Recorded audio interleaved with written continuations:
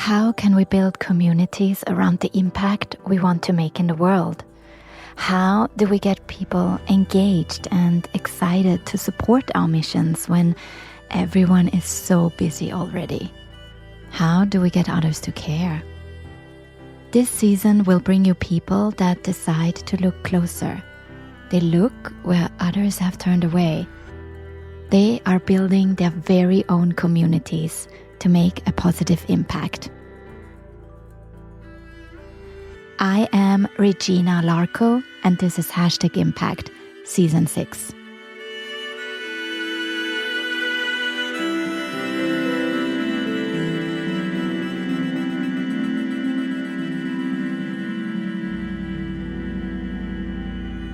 As an independent production, we are so very grateful to work with sponsors that totally get us, partners that are aligned with our values. Today, we say thanks to our sponsor, Prism Creative. Prism is a branding agency that helps to elevate your brand with powerful positioning. Their signature rapid positioning blueprint helps mission-driven brands increase their brand awareness and build their unique legacy to amplify their impact and close the gap between purpose and profit. The people behind this agency are just the most creative and kind souls with a mission to craft brands with intention to drive sustainable growth. I know them personally, and working with them will just light you up because you will never look at your brand the same way again. Prism actually works closely with the guest you will hear from today, from crafting their brand's refresh to creating their branded assets to support a brave vision. So let's get started, and if you need support to grow a relevant brand, get in touch with the team over at prismcreative.co.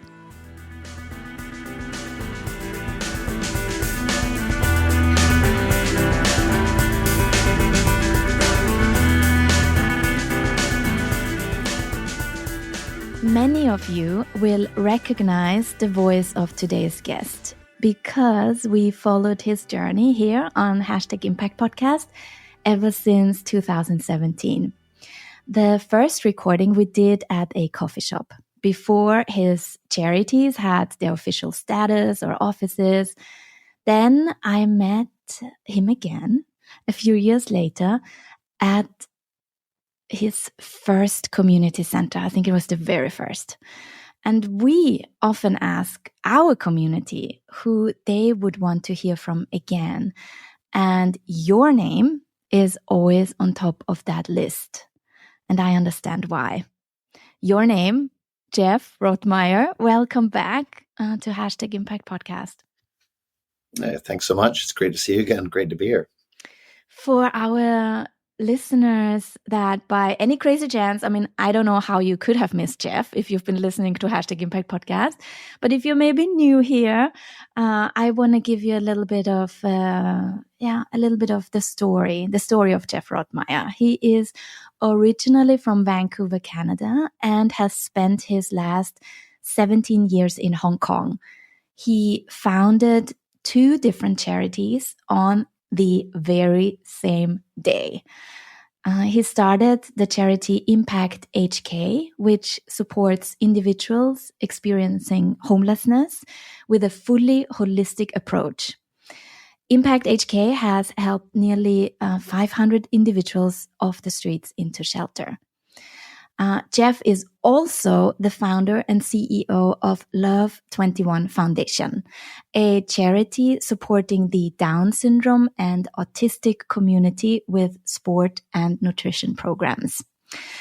Yeah, Jeff, in our earlier recordings, we focused a lot on your work with Impact HK. And today, we want to put a spotlight on Love 21 Foundation, your charity that supports over 350 families with a holistic program that strives to give the neurodiverse community the very best opportunity to reach their full potential. And you're wearing this beautiful shirt with the Love 21 logo right on it. For our listeners that can't see you in this moment, it's like this I see you often when you're in this sports activities. I see you wear the shirt, blue, white, some stripes, and that heart on the top corner.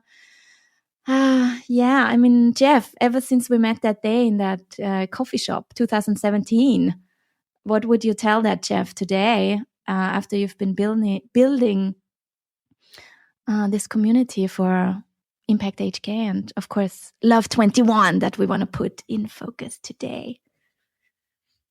Yeah, it's been what a ride. What a ride it's been. So grateful for this experience, and first starting and getting to know the ethnic minority and asylum seeker community in Hong Kong, and then getting introduced to the Down syndrome community, and then later to our friends experiencing homelessness, and then watching these organizations and communities grow has just been absolutely beautiful. I could have never imagined that it would get to where we are today. And what would advice I'd give myself? I haven't really thought about it. You really don't have the time. It does take a lot of hard work to get to where we are. And it's been never just myself. It's been a huge amount of people, caring individuals like yourself, who have kind of helped propel these organizations forward. But we're in a great situation right now. I'm really proud of where the two charities are, and the position that they have in Hong Kong, and the amount of people that they can help, and with a very strong holistic program. So it's very exciting. I read an article where you shared about your work with your Love 21 community. And there you say, they taught me a lot about vulnerability and the importance of true kindness. Can you tell me a bit more about that? Yeah, vulnerability. So when I first started, working with this community, I guess about 16, 17 years ago, when I was first introduced to the Down syndrome community, I didn't know anything about them. And I still remember that first day of meeting them, because I was quite nervous. I was going to coach a football session for them. I'd never met a single person with Down syndrome in my whole life. But then that nervousness went away very, very quickly, because of how accepting and loving they were to me, and also how appreciative they were of the opportunity to play. So, just going out on that football pitch and really playing with strangers, and watching them being so open and caring and kind and warm and friendly, and, giving high fives and hugs just on day one, and it was just a real life changer. And, it became the highlight of my life every Saturday, playing football with that group. And I think, at that day and time in my life, I never thought about the word vulnerability, and I never really understood the power of it, or seeing it as a strength. Because a lot of people still, I think, would look at, maybe vulnerability is a weakness, like you're putting yourself out there to be vulnerable and to be hurt. But what I've noticed, and the strength that I've gotten through the learnings from them, is that vulnerability is a huge strength, and that, that's what, probably one of the key aspects that I focus on in leadership is putting myself out there, and showing that care and uninhibited love, and watching how that, really has a bit of a ripple effect, and really helps people as well, and it empowers people, and it pushes people forward. But I really have learned that from the Down syndrome and autistic community. It's been just a real incredible experience, to learn about that, and when you talk about kindness, I'm often wearing a Kindness Matters t-shirt. I've got a shirt here with a big heart on it. These are things that I never would have ever done in my life when I was back in high school. I'm sure I was not the nicest person. I wasn't focused on kindness or caring for others. I was, running around, taking care of myself and doing what I needed for my own life that I thought. And, now I'm wearing these shirts, which is, it's pretty vulnerable to wear a shirt with a heart on there, or go on an airplane with the Kindness Matters cap on. You're really putting yourself out there. But I give the credit to, the amazing neurodiverse community, and, how fortunate I am to have learned a lot from them. And the community that you're building there, they are rarely seen and often misunderstood, right? Like when you're talking about that first day that you met them, you came into that experience as well, also nervous, right? And how do you bridge that now? How do you, with all the things you learned, with just the interactions that you have with this community, how does that impact the way how you maybe also speak about the work you do, and to also get, I mean, let's face it, you need to get other people engaged as well, right? To grow your impact and to have them join in. How do you do that? That you put this spotlight that we're trying to do here today, right, as well, on the Down syndrome and autistic community, on the neurodiverse community. How do you do that when they don't, when they are usually not, no, seen, and when they're usually not understood? Yeah, exactly. And that's my top passion is, I've kind of found my passion, over the years, and I've realized that it's really standing up for people, especially people who are unfairly treated and judged by others of privilege, people who look down on others, pretend that they should think and act the same as they do. And, it irks me, I have a real, it's not necessarily an anger, but I want to find a solution for that. And I want to provide a voice and stand up for people who are unfairly treated and judged. And, individuals with Down syndrome and autism, especially in this city, are constantly being looked at and pointed out for their weaknesses or what they cannot do. In my life, I have a lot of weaknesses. I have a lot of, problems in my personality, etc. And I just couldn't imagine, walking down the streets and having people constantly staring at me and thinking about my weaknesses and pointing out my weaknesses. It would just be very damaging. I'd be very hurt by that. And, we have to understand that people with Down syndrome are very, very well aware that people are staring at them like they're less. And I find that so heartbreaking.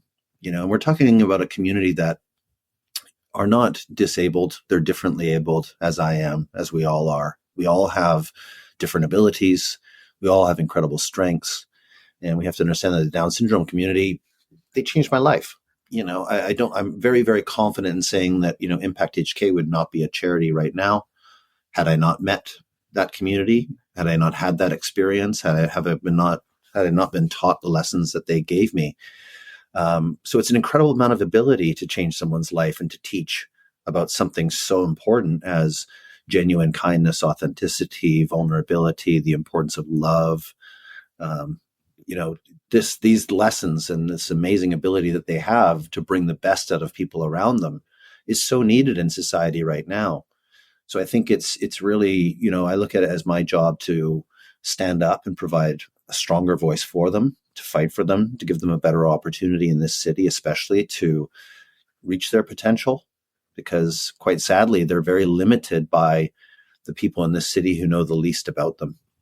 So when you're standing up for individuals like that and you're creating a charity to help people who are unfairly judged and treated, you have to focus so much on education of society. And, that's what we're trying to do in a very holistic, strategy, really. But yeah, it's an amazing community. It's a community that are very hidden. And I can understand why. Why would they want to step out? Why would they want to step out into the streets and be hated and judged and pointed at and treated like they're less of a human? Why would they want to do that? It breaks my heart thinking about the amount of people with Down syndrome and autism and their families and caregivers who don't want to go outside because of that fear of judgment. And I find that that's just so cruel. And I want to do what I can to stop that. Mm. When I look at the work you do with Love 21, what truly inspires me, besides all the things that you just said, and you already touched upon it, you also mentioned the caregivers, right? There is such a big focus when you look at your holistic approach is to focus on the families. You look not just at the individual, but also at their immediate circle of caregivers, of people that that support them. And there is something really beautiful. I found that Carmel Armstrong said, she is the Love 21 COO. And she said, raising a child with an intellectual disability is not easy. We have seen very clearly how by providing extra support and care for the parents, guardians, and other family members has directly benefited our individual members. We aim to provide a 360-degree holistic support program for all families. And I'd love to hear more about that. How does that work on a really, can you give me like a concrete example how you do that? Yeah, for sure. It's a huge part of our charity is the community aspect. And, we have incredible mothers and fathers. I must admit that we do have a lot of single moms. It's sad reality, in this world. But there are a lot of single moms, a lot of great fathers as well. But the parents, it's a blessing in many ways to have a child with Down syndrome and autism. Like I've mentioned, some very clear examples of why that would be. But it's also difficult, and there are obvious challenges as well. Getting your child to brush their teeth or sometimes finish their meal or understand the importance of putting your mask on during COVID, and little things that are just stressful and a bit more challenging.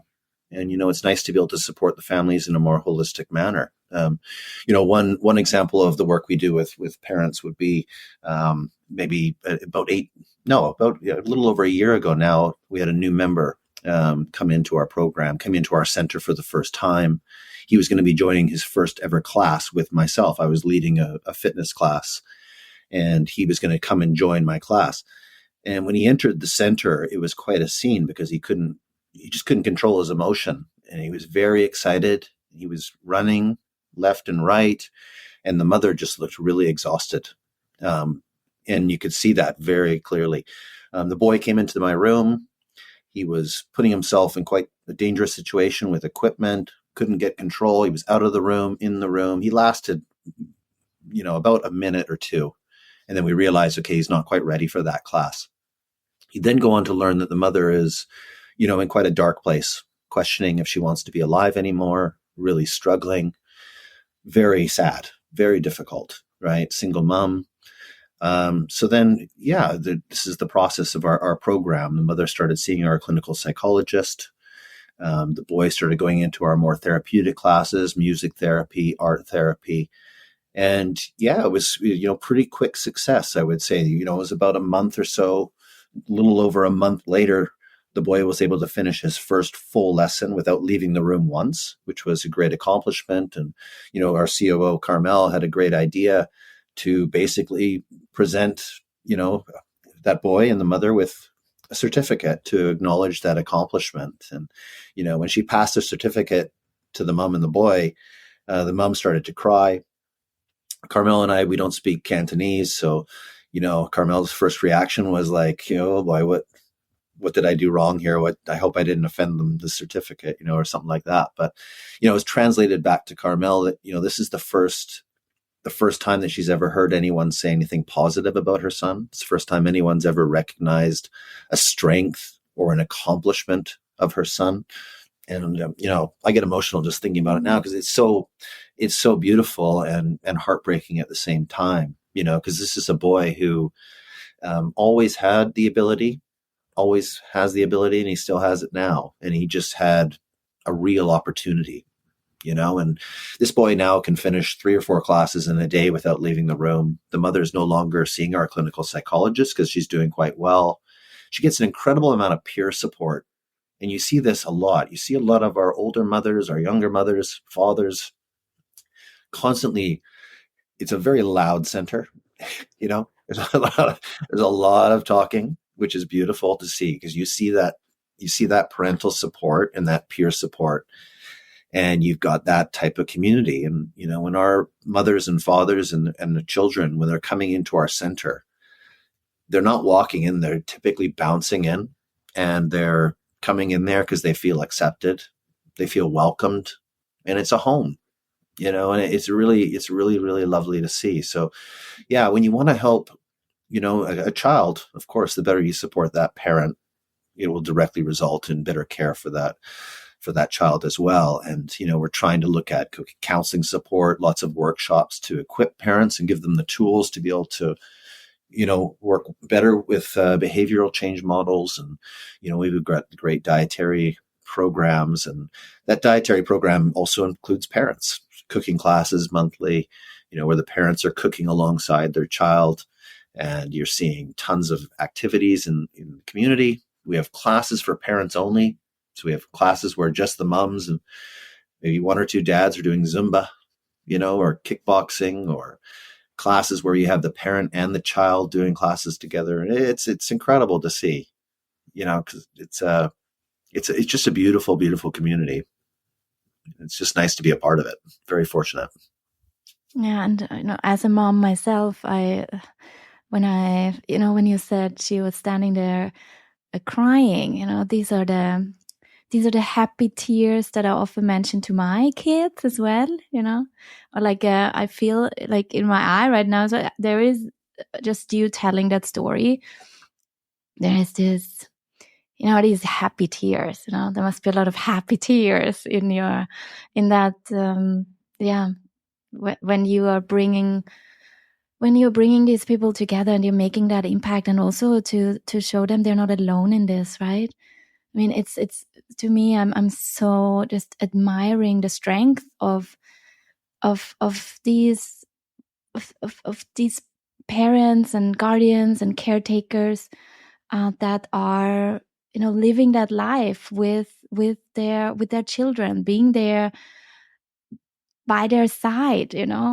All parents, of course, equally. It's like such a adventure, but such a what a toll it takes when you are then faced with what you had just mentioned to us earlier.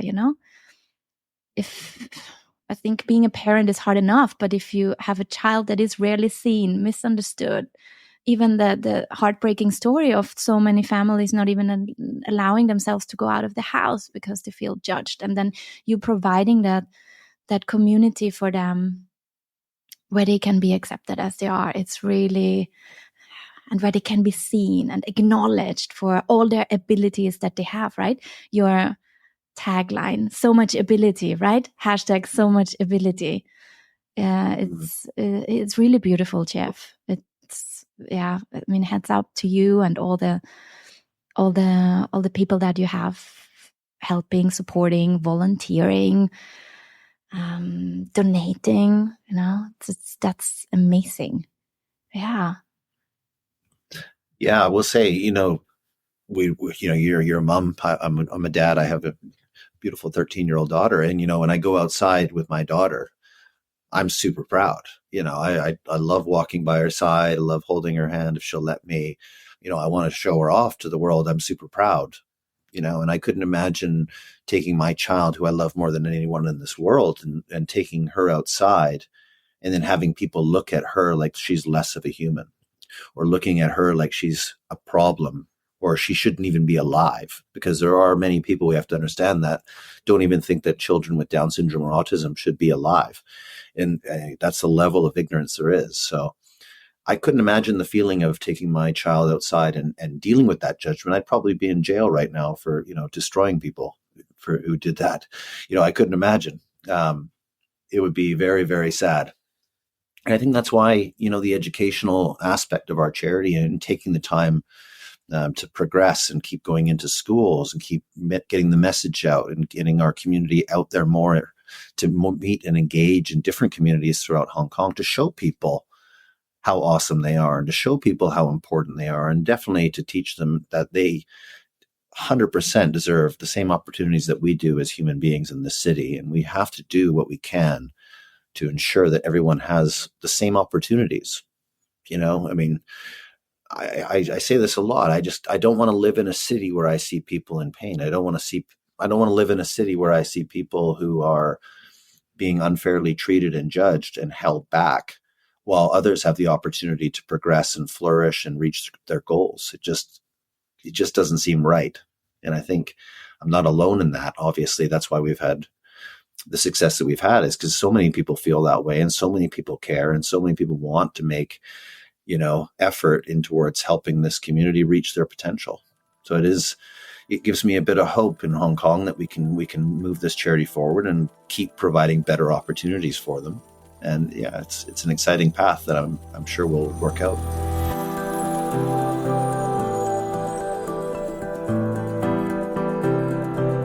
I am Regina Larco, and this is #Impact. Today in conversation with Jeff Rotmeyer. Ahead of time, I also asked you about the most difficult moment you had to overcome in your impact journey so far. And your answer was that it was your mom's passing. Jeff, I'm so sorry for your loss. Oh, thank you.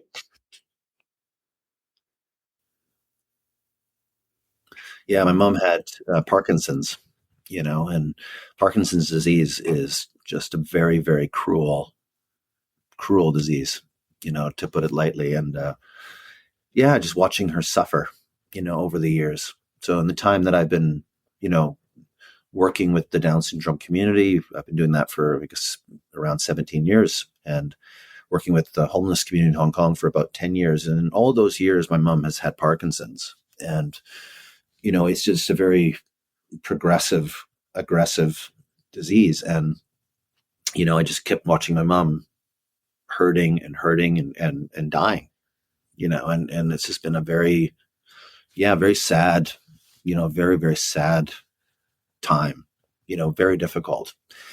And, but it's taught me a lot. It's taught me a lot about, purpose. And, I did bury myself in work at times, and I would, dive into work and really focus on helping other people. And that in return has helped me so much in my life. But it was very difficult, I will say. I think over the past year, I'm not done okay, but I've definitely been dealing with depression, before my mom's passing, and, scared to call her every morning, because oftentimes I'm calling 911 from Hong Kong to get her into the hospital, and I'm dealing with the paramedics while I'm here in my office in Canada trying to get her in, and, organizing her caretakers and, stuff like this. And it was just very stressful and scary, because my mom and I are, we're like best friends. So yeah, it's been really painful. Yeah, really, really painful. But she passed away in February. And it's hard, very hard. But I have a lot of peace in knowing that she's not suffering anymore. So I'm, just doing what I can to, make her proud and miss her. But, she's here with me all the time, and I feel her love always. So yeah, but it's hard, very hard. And to come back to that I have a little bit of a full circle moment now, because the first time we met, we also talked about your mom, right? And how she is like your biggest fan, always has been, always will be. And that connection, and that doesn't, I see that with loved ones I've lost. There is just a little part of them that is with us, and you can't deny it. Mm. Yeah. No, death. I've dealt with some, pretty hard moments, especially with Impact HK, and, friends having, committing suicide, and, just some difficult moments. But, as far as like, the death of a mom, it was very, very much on a different level, and I must, have to think about the parents of our children with Love 21. They have a lot of stress about death. They have to worry about potentially dying before their child or dying after. It's either way, it's just very sad and scary. So a lot of our parents really struggle with how they can plan for that. There's a lot of fear in their decision making of how they, interact with their child and what types of opportunities they can give them. And if you look at what's being done in Hong Kong versus in places like England and Canada and Australia, I think we're just very far behind in terms of the opportunities that these individuals are given to progress. And, when we talk about shows, that show Love on the Spectrum, or now they have a show called Down with Love on Netflix, which is showing about how individuals in the neurodiverse community are having relationships, right? Like real relationships, getting married, dating on their own outside. And you're never going to see something like that. Sorry, I worded that poorly. You're not seeing that in Hong Kong.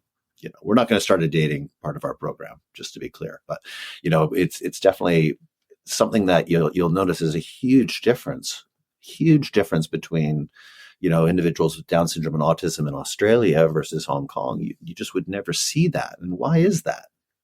That's all really societal norms and stigma and just a lack of awareness and education of what's actually possible.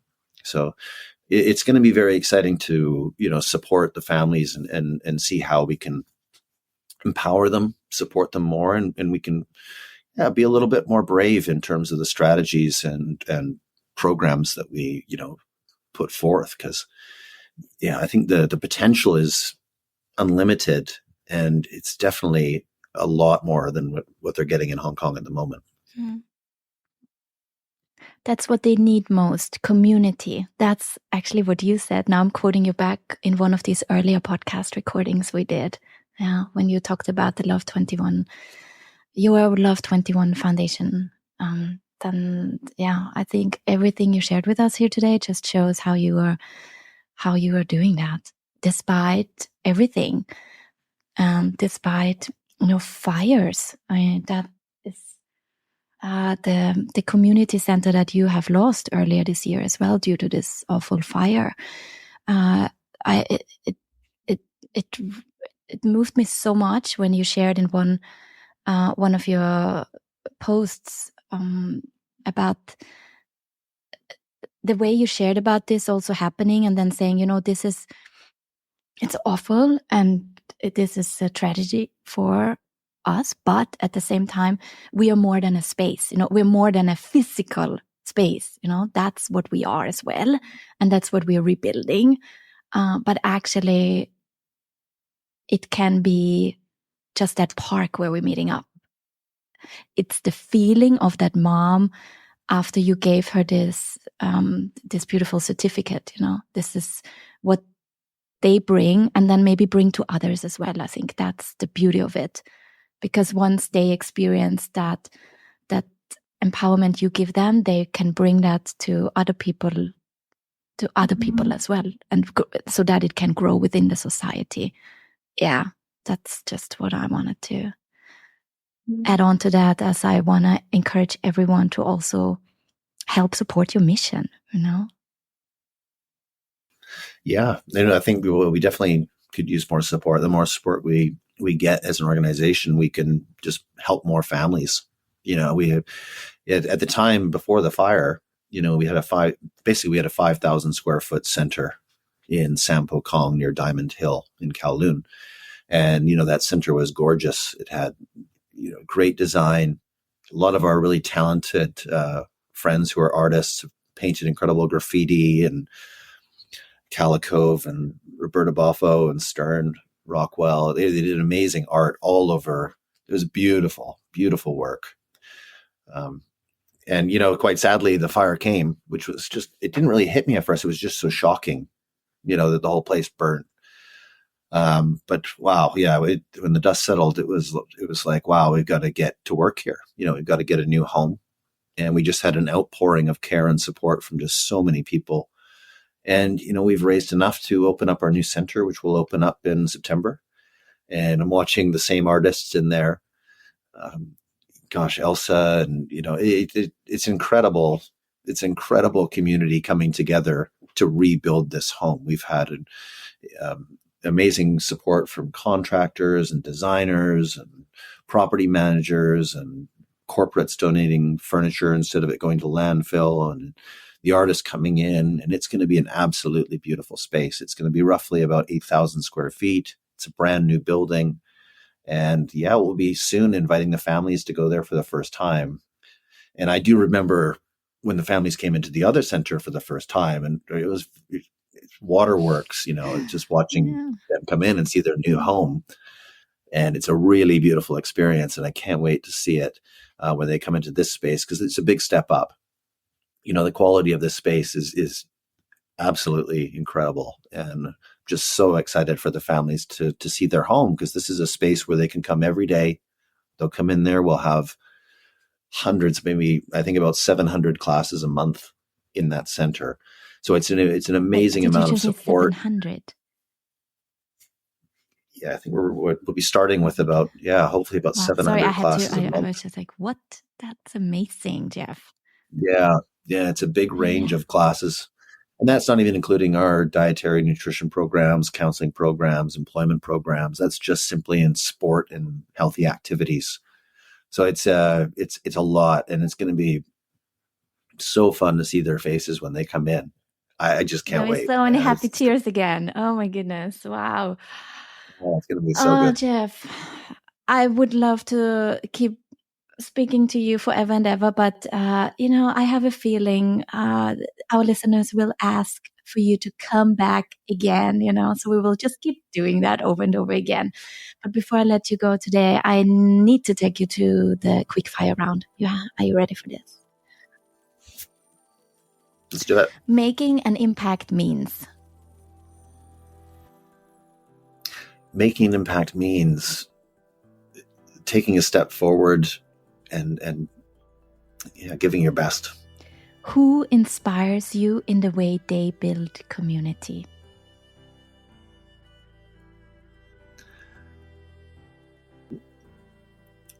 I would say our Love 21 members. That's the elements of the community there: the friendship, the love, the vulnerability, the openness, and the gratitude. I think that is just such a community builder. That's a rock that can really have a ripple effect and create an incredible community.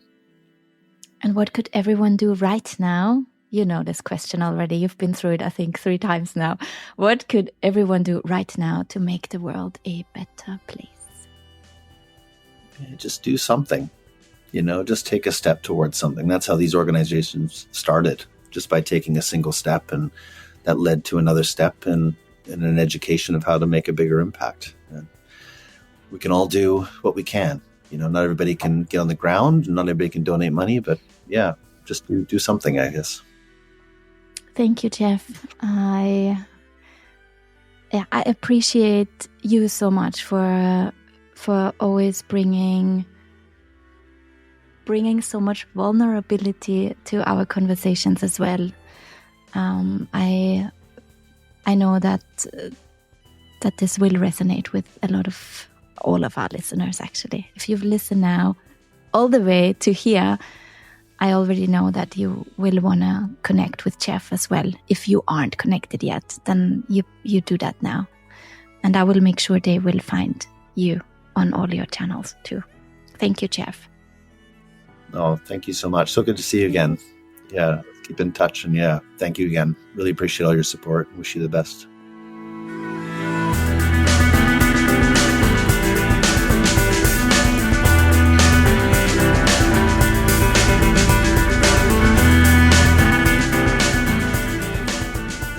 This was Jeff Rotmeyer, founder of Love 21 Foundation and Impact HK.